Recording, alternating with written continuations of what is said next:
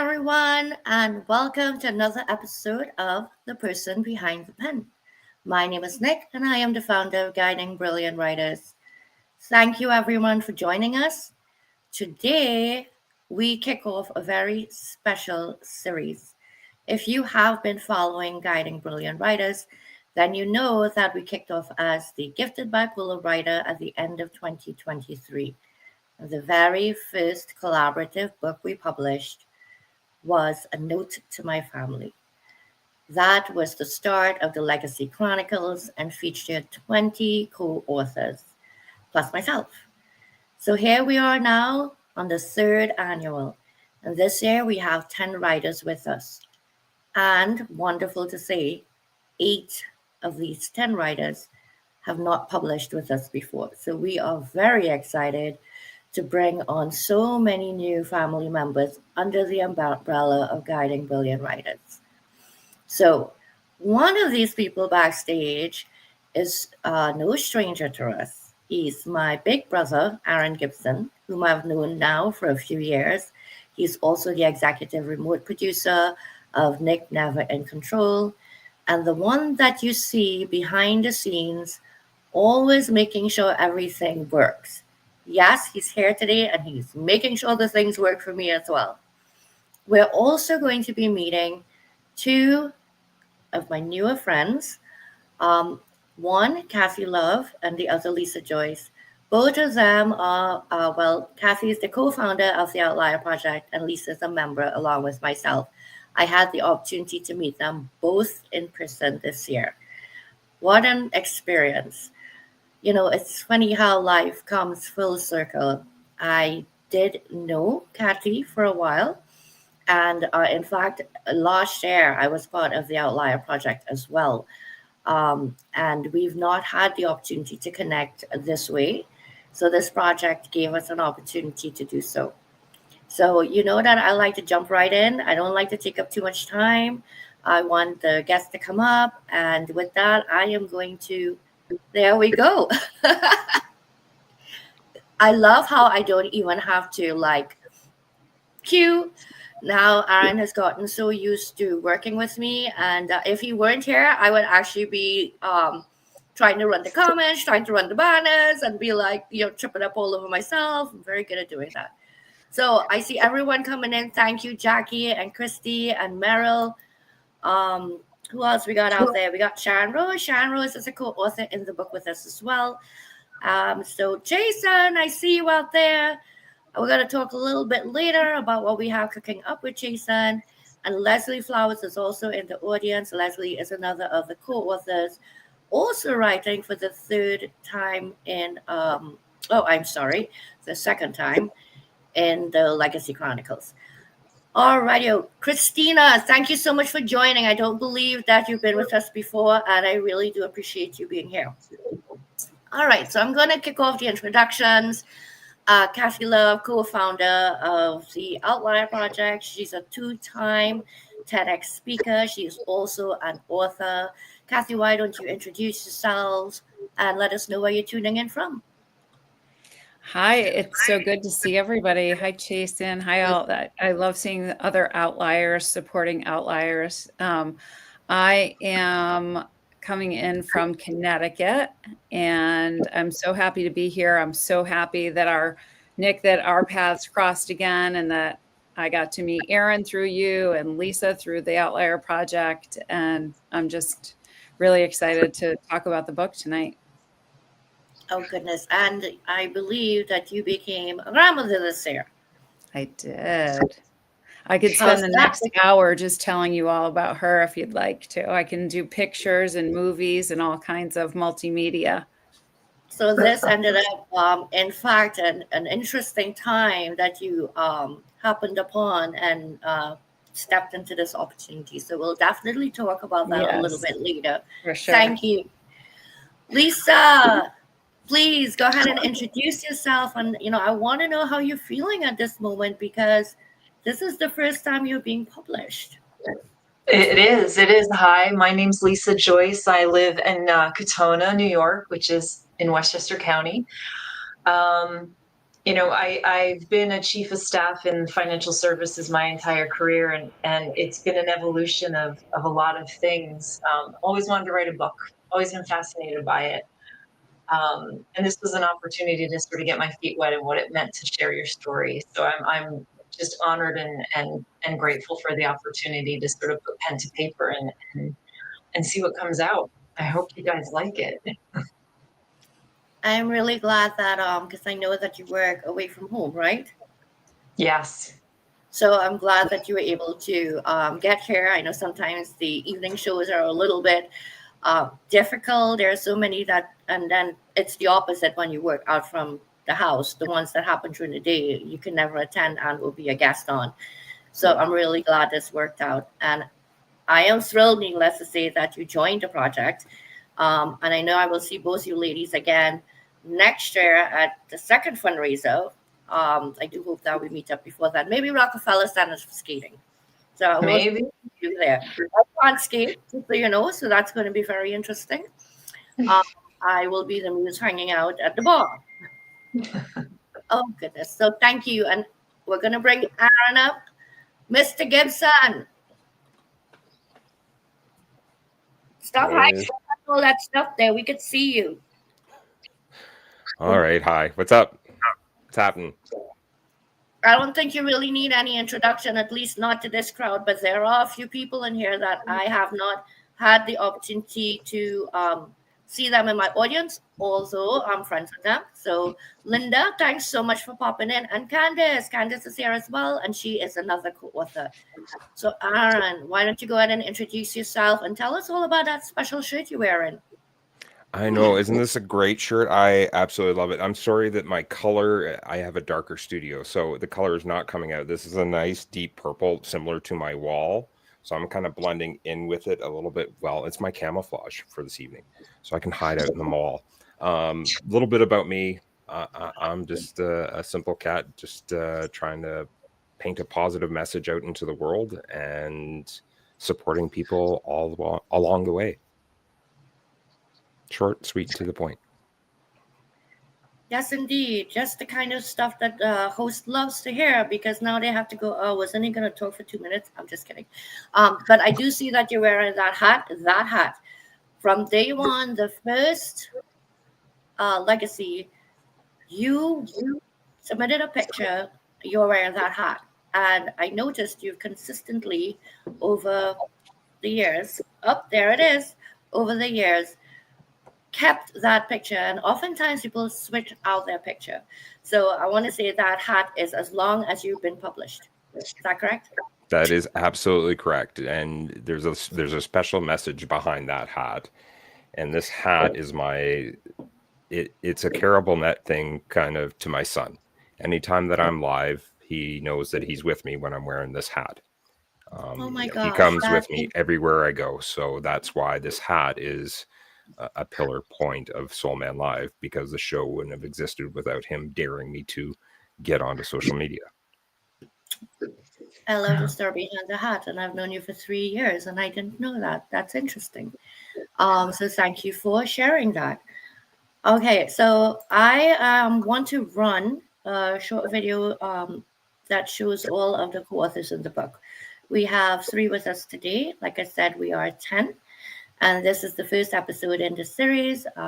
So we're going to be back here next Tuesday with a couple more of the authors. So please enjoy.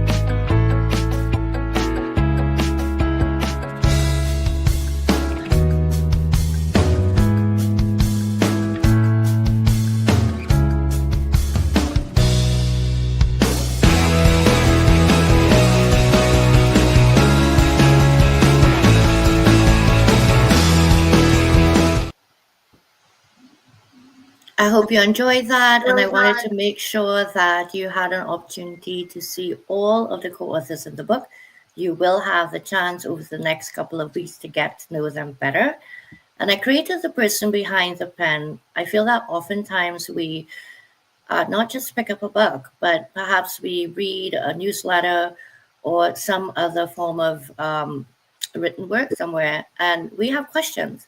We just wish we knew why the author wrote something, or we wanted to know a little bit more behind the background and what it is they expressed. And that's why the show was created.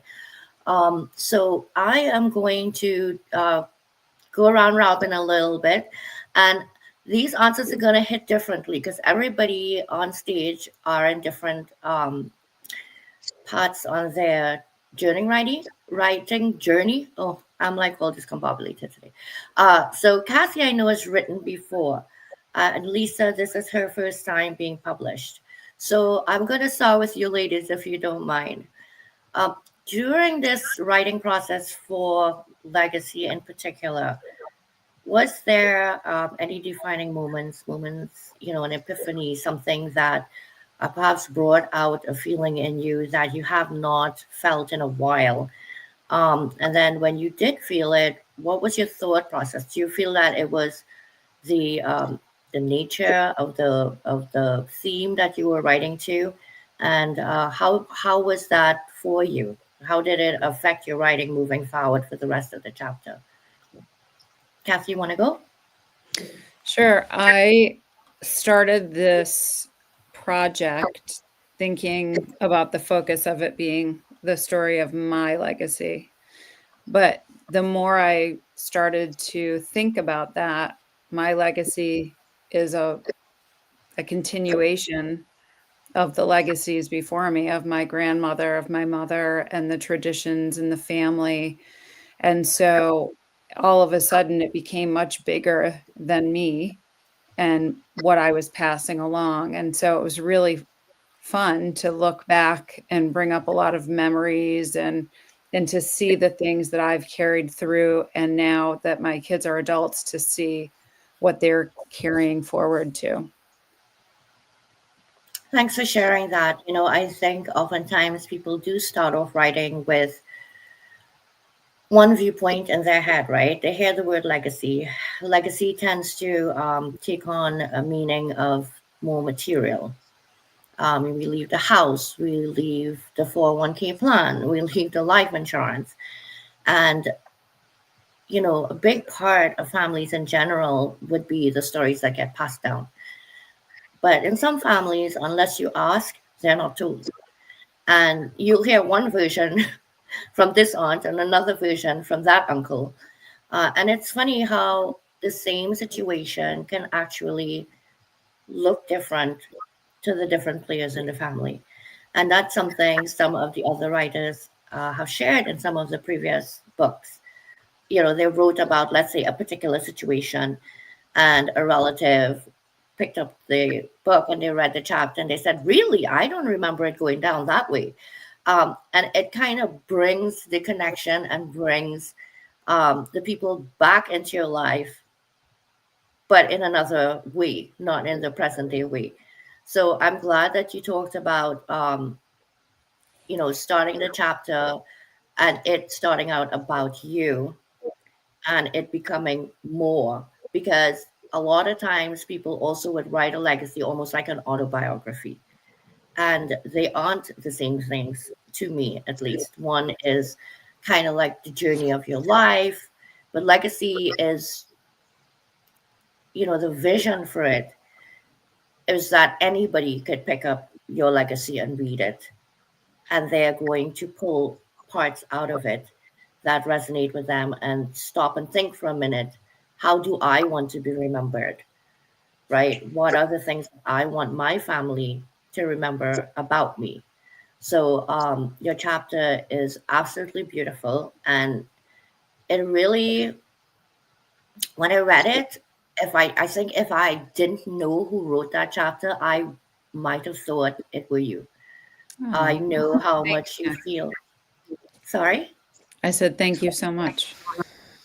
Yes, I know how you feel about love and about expressing love, and it not being something that you hold on to, that you give out, and you give out freely and to everyone. And so when I read the chapter, I thought, you know, most significantly, your family, future generations are going to know how much they were loved, yes, but just how many people were loved by you.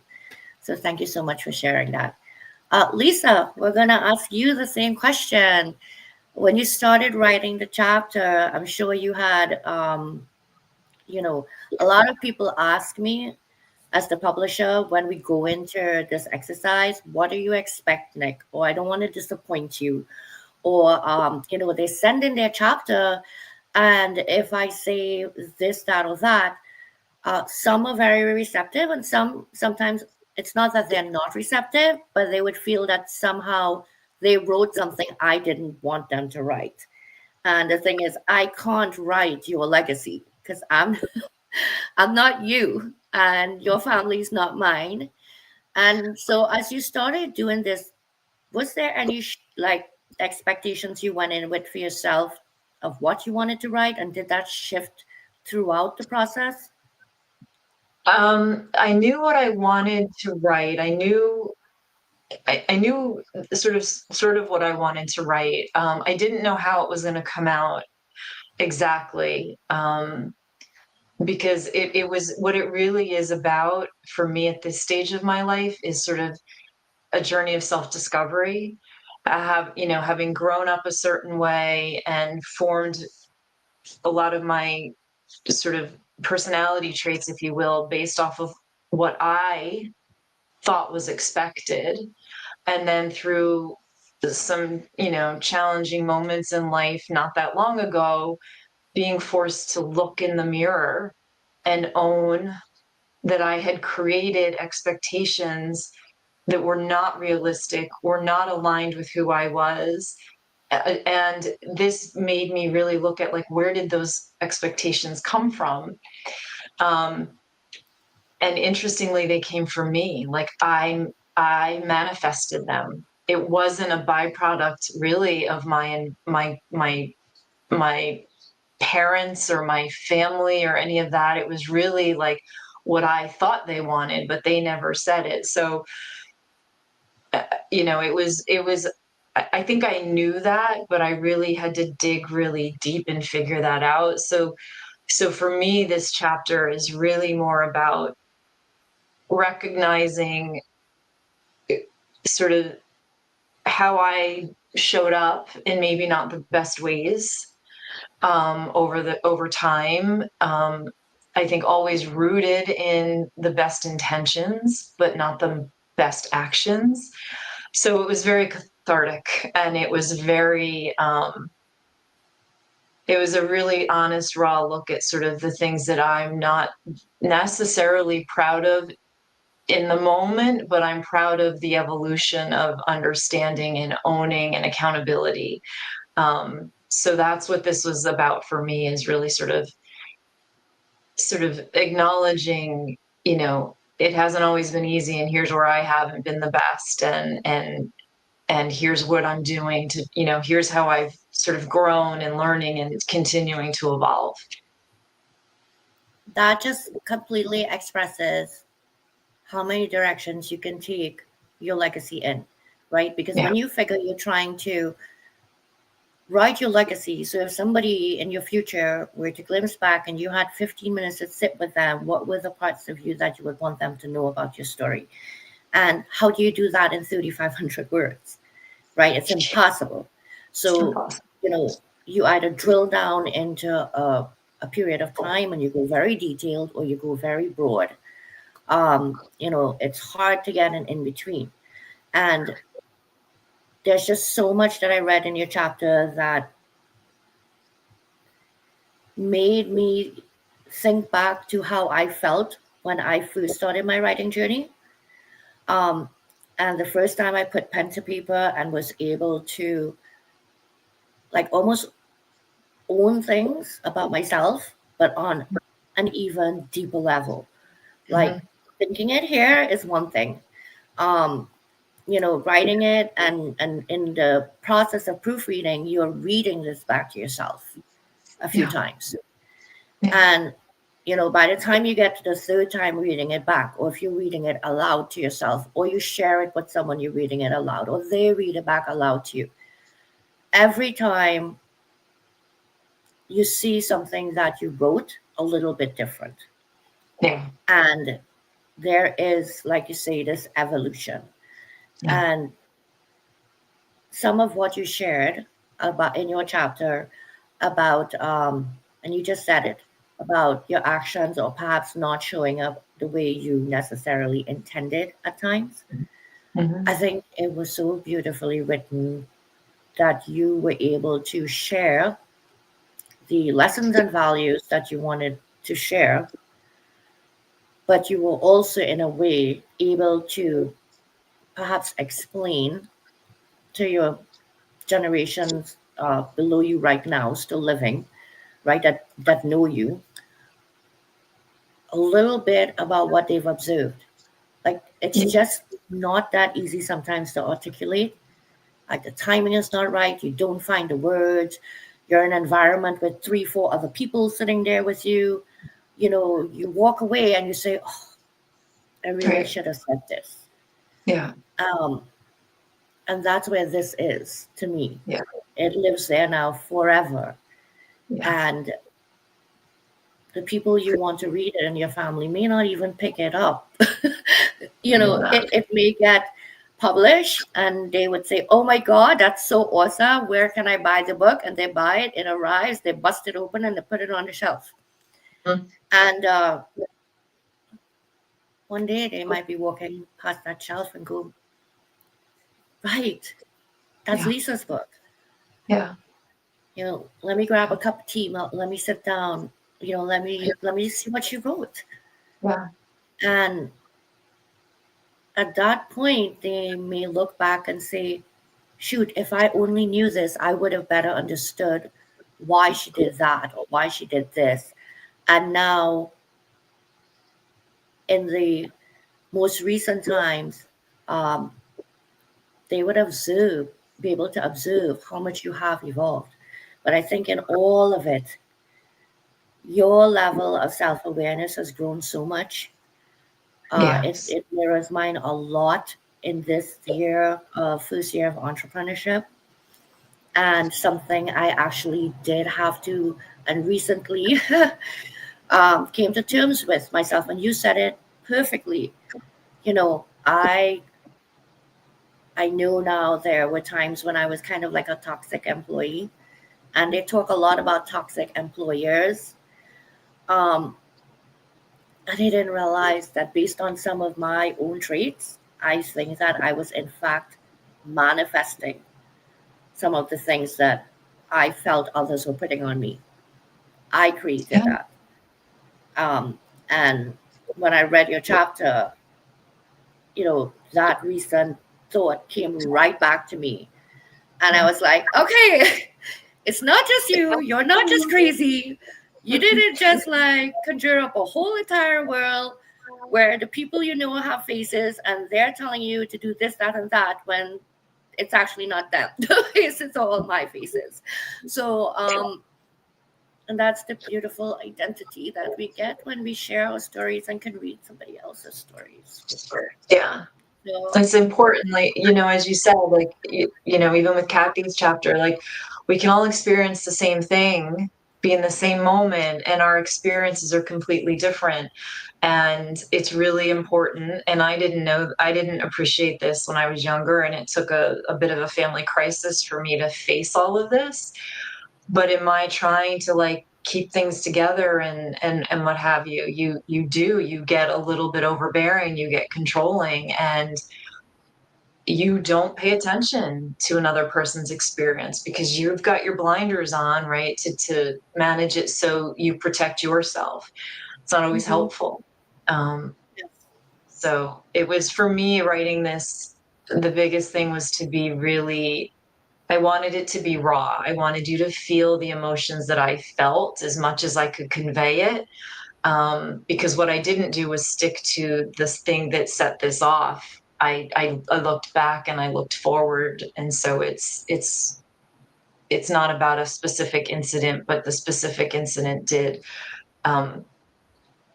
force me to look at things. But I wanted the vulnerability, I wanted the rawness in it. I wanted it to be relatable, and so and show throughout the context of, throughout the chapter, how it impacted different areas of my life at different stages of my life. Like, it was a thread, and it was obvious once I saw it. So Thank you so much. Like you said, it's parallel experiences, but it's our individual paths, right? So even though we can look over and say, yes, you know what, I think I went through that too, the experience hits differently for all of us. So this is actually the perfect segue into bringing Mr. Gibson up on stage, because Mr. Gibson, who's hiding up there, I don't like this StreamYard setup, because he's hiding behind the QR code, the sign that says live, and the thing that says 2.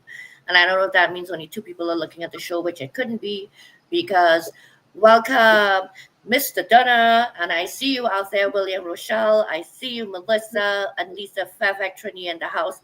Oh my goodness, I just want to say thank you. I see so many of you showing up here, and you show up to celebrate these co-authors and their writing journeys, in the, really opening up, like Lisa says, raw. And, raw is not an easy place to get to, right? Sometimes we can't even be that in our private moments. So, to get up here and talk about it, but then now you're in a room with maybe 20 people. This is going to go out there, and anybody can read this. And that is a huge step. Like, I don't think people realize what a big step it is. Because then, like I said, this goes now into Aaron, and you don't know who's ever going to pick your book up, Lisa, Kathy, me. You never know who you will touch, who you will impact, whose life you will change. You just don't. That person may never reach back out to you, and you will never know how far the ripple of you choosing to leave your legacy has gone, way beyond the people that are related to you. So thank you so much again for sharing. Aaron, are you going to bring yourself up here? Are you going to force me to figure out how to change the screen? I will. Okay, let's see. That's not correct, but I see you now. I don't know if you're on mute.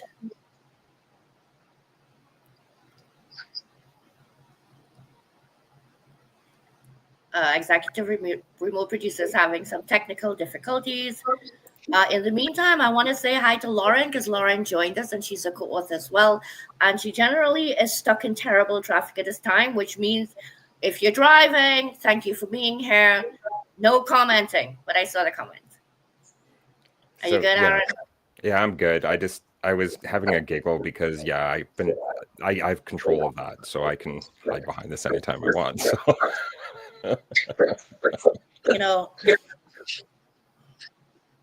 Did you love me for it, right? Technical is not my thing. And so even though I come on this, just, I do not do anything. I just hit live. That's it. I am petrified to press anything and shut the live off, which I know that I can't do that unless I hit end stream. But that's not the point. So all this time you could have moved it, and we'll have that conversation after. But it's anyway. Okay. I'm your executive remote producer. I'm allowed to control that, so we're all good.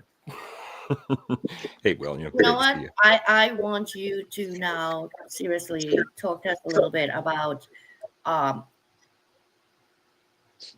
what it's like. Like, am I right? The very first time you were published in Legacy? Yes, A Note to My Family was my first time, and every time's the same. There's a little bit of magic that goes into it. It's kind of undescribable.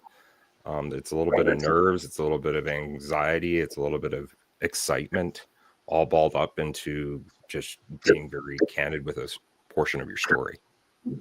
Yeah, and yours in particular this year, and mine too. And I think, we're constantly building our legacies. So when you figure this book is done every year at the holidays, there's a whole nother year of lessons that you've learned, a whole nother year of memories to add.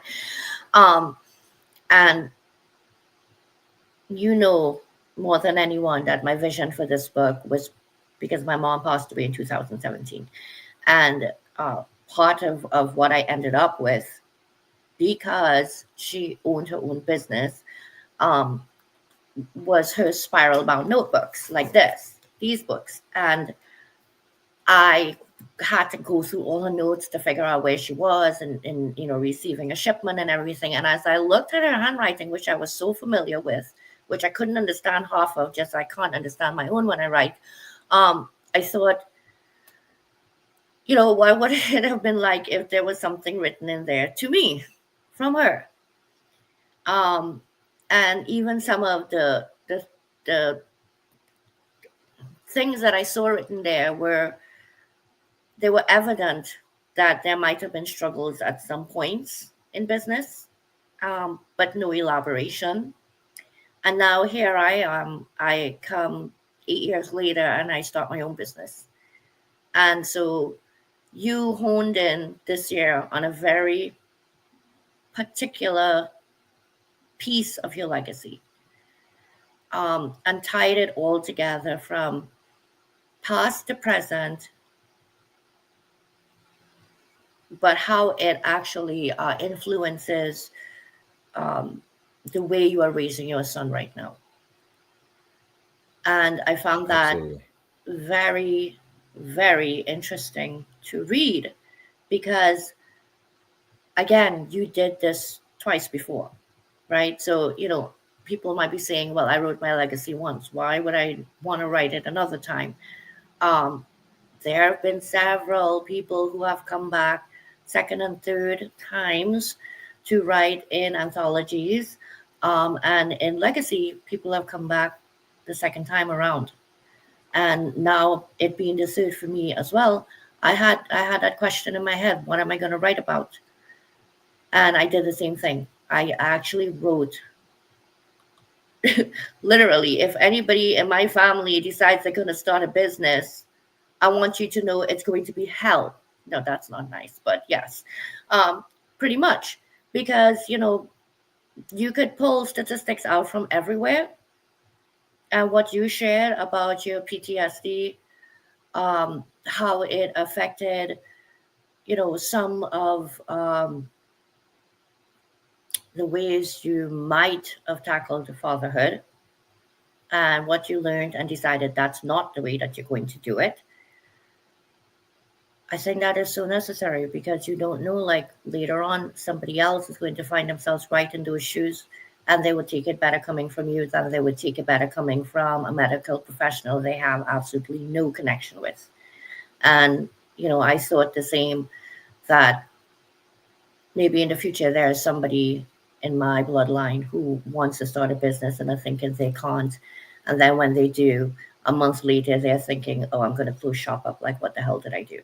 And, I kind of wanted to put in all the pitfalls I discovered this year, not to ward them off, but kind of to give them a caution. And so, I'm glad I had this experience with you to do it the third time around, because when I read your chapter, I realized, okay, Nick, you're good. Imagine that. So, even as a publisher, you're not reading your own story going, oh, this is gold, I'm good to go. No, because, you're a co-author at that point. You're not a publisher at that point when you are writing your story. You absolutely are not. You have the same fears every single time around as everybody else has. You experience the same things that everyone else is experiencing as well. So there is no like expert in something like this. Seasoned writing doesn't even come into play, right? Seasoned writing these days is just, all the softwares that are out there that could correct everything for you. It's getting the stories out. So, a lot of times people look to me and they ask advice, and I can, based on my experiences, share. It makes me somebody that perhaps just has more experience. It does not make me an expert. And I kind of want to, make that really clear, because I don't want people to be fearful of coming into a project and already facing their own fears of taking such a big step. But now they have to feel that the person that they're working it is like up here. I think that just changes the entire experience for the group. So I guess with that said, I do want to ask you guys one last round of questions. I see that there are a lot of comments out there, and I do want to thank everybody that's participating. If you have any questions for any of the writers, please go ahead and throw them up there. Thank you, William. The book's not out yet. The hope is to launch this on Thanksgiving Day. However, I know everybody will be stuffing their faces, as I will. So we will be having the book launch party on Black Friday, and we will be running special pricing on the book as well. So before we jump into the last round of questions, I'm going to share a blitz video that we did on the book. And I believe that this really expresses how, we all feel, how we really and truly all feel in the book. When I shared the video and the responses that I received, I think it encapsulates very nicely the way that we in this group feel at this moment about this book that's coming forward.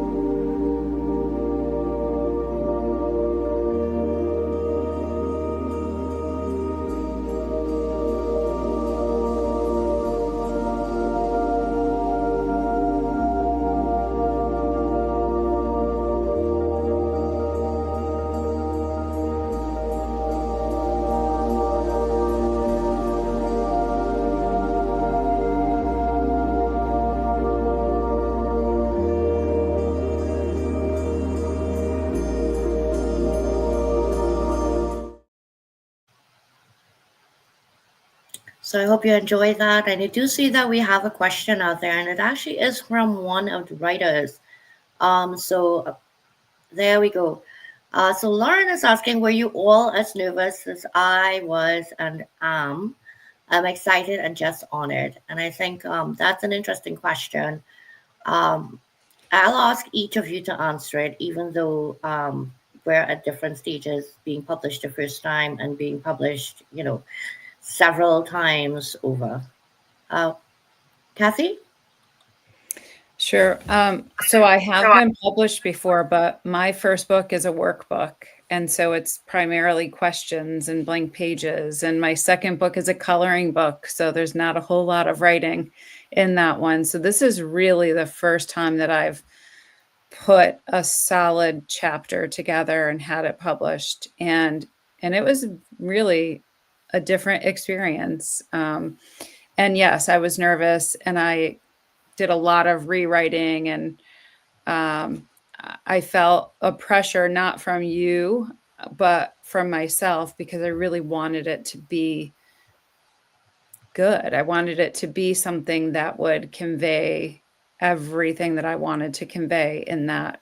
What 3,500 words seems like a lot of words, and also just, the tip of the iceberg. So it was interesting. It was a great process, though. You know what? I'm terrible. I did not know that the first two books that you published were not, like in story form. No. So it's a whole, like you say, different type of writing, and it can be nerve-wracking. And even for myself, who I've written in 11 anthologies, and 6 of them were published by me. So, on all different themes. And to me, no matter what, when you get to the end, you're always excited. Like, you pick the book up, the book gets in your hands first or 10th time, and I am still as excited. The novelty of it never wears off. So I can't wait for it to come out. I mean, next year when we see each other, we could bring the books. We could like all sign with each other. Oh, look at this one. He's so funny.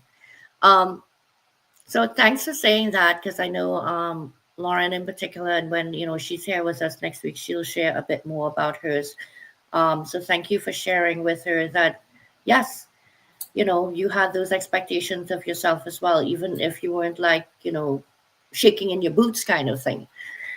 Lisa, what about you? But Aaron, can we put a question up again?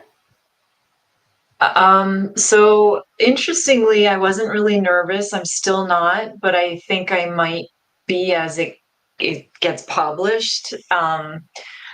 I did do a lot of rewriting like Kathy did, but I let go of perfection because that wasn't my chapter. Like that wasn't what I was sharing. I was really sharing my imperfections. And I think sort of approaching this with that mindset kept the nerves sort of at bay, right? And it just was about, I'm going to be as real and raw and authentic and vulnerable as I can. Now that's today. Like when this gets published and it can be purchased, and I have to actually really face the fact that other people that I do not know may read it, I'll probably have a bit of a panic attack. But right now, I'm just super grateful for the opportunity. And I feel very motivated to like continue this and get it out. I have a lot to say, and I know I have to figure out how I want to get it out there. And this was step one. You know what? That's a different perspective, and I'm really glad that you shared that. So you weren't nervous going in, but you're more nervous about when it comes out. So as you draw closer, you know what? Whereas in some instances, people feel it upfront, and then they feel almost a sense of relief once it's submitted. They're like, okay, I gave birth to the baby. Goodbye. It's gone now. But that's really interesting. So just for that, we are going to make sure on launch day, Lisa's the first person that's going to come. Just teasing you. Oh gosh, I'm sorry. I have to tease because it's going to be such a celebration, of the entire time that we've spent together, the time we've spent with ourselves, the time we've spent with people that we've shared it with before we submit that final chapter. And now when we do, in fact, get up there on launch day, it's going to be such a different feeling when you see the book up there on screen to be purchased. And then when it arrives and you tangibly, the first time you open that book and you see by Lisa Joyce, that is when it will hit. Make sure you're near a chair, because you're going to think you're going to need to sit. But this is the fun part about all of this for me, that I get to give this kind of experience to people. So as you can see, I get all animated when we get to talk about this book. So thank you. Aaron. Yes, my lady. You're going to answer Mr. Ben Berry? Were you? I will absolutely answer Lauren's question. She is absolutely. I was... like you said earlier, Nick, we were diving in. This is the third time around for us, and I had already spoken a lot kind of about what I was going through in the moment, what I had gone through in the past, and I decided to dive into an area of my life that was kind of in between, that I thought that would really speak to people. And it makes me nervous because I live with PTSD, and living with those kind of things that come along with PTSD, as well as discovering that I'm autistic, was a tremendous amount. And how do you put that into 3,500 words, as Nick put it so eloquently earlier? It's a very challenging task. And that third time around, yes, I'm absolutely nervous. This time around, I was, and this is where I'm going to kind of hijack my little sister's show to just give praise to her for the fact that we were back and forth on this. we were back and forth on this chapter like 7-8 times, I think, edit after edit, and the words out of my mouth, I just want this to be the best one that I've done. And out of the 3 that I've done, I think I've done that. I think with your help, Nick, and the way that you've helped everybody and supported them through this adventure, and seeing the new authors, light up and starting to realize the fact that, yeah, this is a really big gift that you've given us. And it's just a humbling honor. So yes, absolutely nervous, but just so grateful that I had Nick to basically guide me through that path and the journey. If you haven't done it yet, and I'm going to do this because she's my baby sister, I'm going to plug her 100% on her show. This is a one in a lifetime experience. And if you're gifted to do it once, you want to come back, because Nick just makes it one of a kind experience that no other publisher, I think, does out there. There's heart behind this, and it's golden, and she is golden, and you see that in everything she puts her heart into. So good job, baby sister. I appreciate it. I don't know that you necessarily answered the question, kind of, sort of, but thank you. I did. I said I was nervous. No, I do want this to be an experience. I don't want this to, for some people, I understand that becoming published is a check mark. It's something to put in your tagline. It's something to put on your resume. It just seems like everybody these days is an author, so I want to say I'm one too. The meaning needs to be much more than that. And that's why, yes, I do take the time to meet with each co-author one-on-one and do a reading. And I read that to you over the phone, and we're under Google Doc, and we're working it together in real time. Because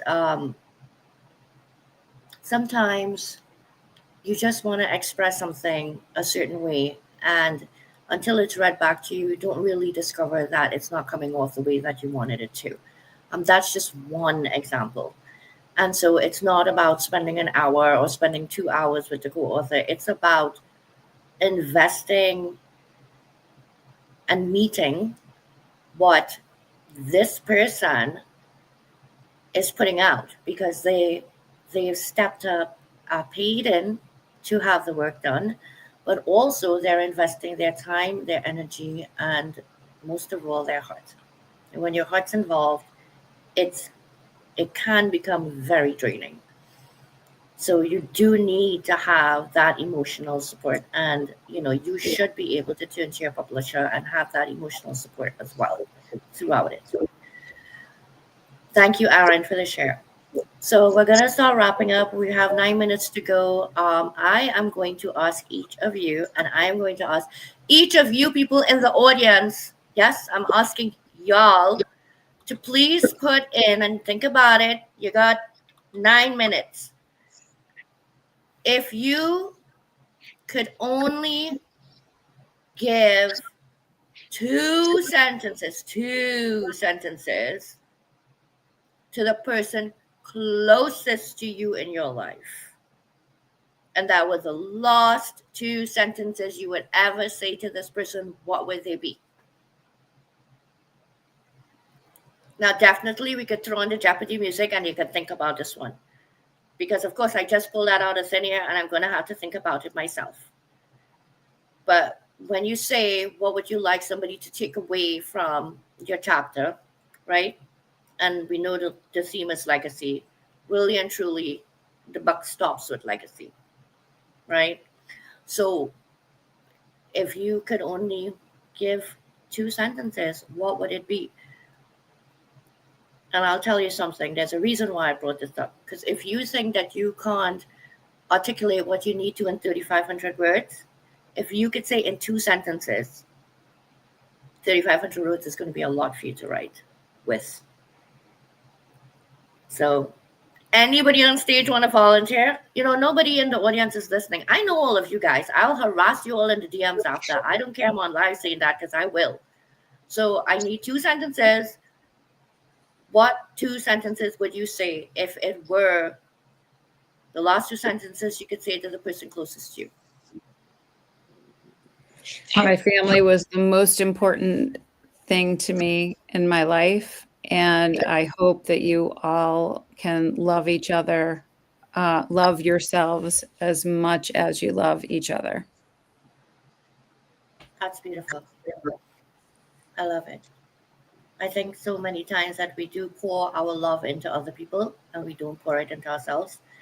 And somehow we get all the way down before we realize how important it was that it started with us loving ourselves. So thank you, Kathy, for sharing. Lisa, Aaron? Yeah, Oh, I can go. Thank you for allowing me the space to grow and learn and evolve. And if I can leave you with anything, I hope it's that we can always, if we look within, we can always find where we're meant to be and love yourself. it's really good. That's really good. I think I really like it. I think we spend so much time in our lives searching for answers. And we search every which way in everyone else, in every corner. Um, and we don't realize the answers. It's within. It always was there. So I love that. Aaron, before I jump to you, I'm going to share a couple that are coming up on screen here. So Lauren shares, love yourself, give without expectations. Remember that greed will keep you prisoner. Give God the praise he deserves for this beautiful life he gives. Thank you, Lauren, for sharing that. Did we have any more that popped up? Let me see. Hello, Liana. Thank you so much for joining. All right, Sharon shares, never let anyone crush your dreams. Advocate for your sovereignty always. Very, very good one. I think William had put one up as well. Let me see if I could catch William soon. Thank you for standing by me through the good and bad times. I love you more than you know. It's very good, William. Thank you so much for sharing. Aaron, what about you? Those are two very, as I was listening to our fine co-authors talking, how do I combine an entire lifetime into 2 sentences? First one that comes up for me, never judge a book by its cover. Modesty. The next, perspective, not only just on others, but yourself as well, and keep it honest. Those would be the 2 things that I would leave behind. Thank you for sharing that. Before I share and wrap up, I'm going to ask all of you this question. Those 2 sentences, do you feel that the message of those 2 sentences rings true in the chapter that you wrote? Yeah. Yes. 100%. Yeah, 100%. Then I am so proud of and happy for all of you. Because if that was the last 2 sentences you could say, and you could say with all confidence that that message is what's very clear in your chapter, then you achieved what you wanted to achieve, even if it was 3,500 words and you felt that it was more you could say. So thank you for playing along with me, and for some of you playing along with me in the comments. I think that if I had 2 sentences, and of course it would be to my husband, I would say, I lived before you, but until I met you, I was not alive. And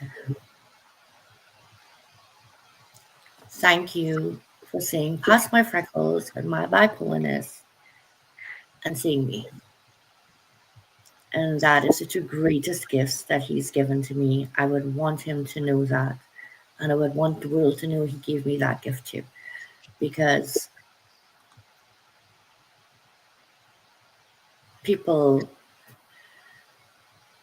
I think people deserve to have gifts. We always talk about not receiving. And I think it is important that we realize that in our giving, we are receiving and allow ourselves to receive.